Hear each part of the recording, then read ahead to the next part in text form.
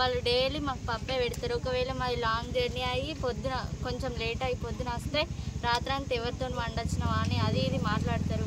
చెప్పుకోలేని మాటలని మాట్లాడతారు. లంజలు ముండరని మాట్లాడతారు. తర్వాత నైట్ మేము అందరం పడుకున్నప్పుడు వచ్చి డోర్ని గట్టి గట్టిగా అనుకుంటా నిద్ర లేపుతారు. మీరు అందరు చదువుకోరు, ఎందుకు బతుకుతారు అని అంటారు. మేము పండుకున్నప్పుడు వచ్చి మా ఫొటోస్ తీస్తారు. గేట్ ముందు నుంచి ఎవరు పోయినా మీకోసమే వస్తారు, మీరు అందరు ఎవరి దగ్గర అన్నారు అని అట్లా ఇట్లా గలీజ్గా మాట్లాడతారు. వర్కర్ రేణుక లక్ష్మి ఇప్పుడు వాళ్ళ కొడుకు వార్డన్ వాళ్ళ కొడుకు ఏం పేరు రాజేష్.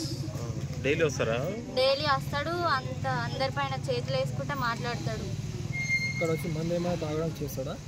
మందు తాగడం ఏమైనా చేస్తాడు అక్కడ? రోజు మందు తాగి వచ్చి మా హాస్టల్ ముందు కూర్చుంటాడు.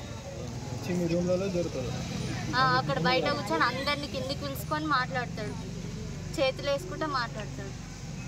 ప్రతి ఒక్కరి మీద చేతి వేస్తాడు. అలాగే ప్రతి ఒక్కరి పైన చేతులు వేస్తాడు. చేతులు వేస్తుండ ఆంటీ ఒక్కసారి చెప్పండి కదా అంటే అక్కడ వర్కర్లు అంటారు కదా, ఏం కాదు మీకు అన్నలాంటోడే కదా, వేస్తే పడితే ఏమవుతుంది అని మాట్లాడతారు.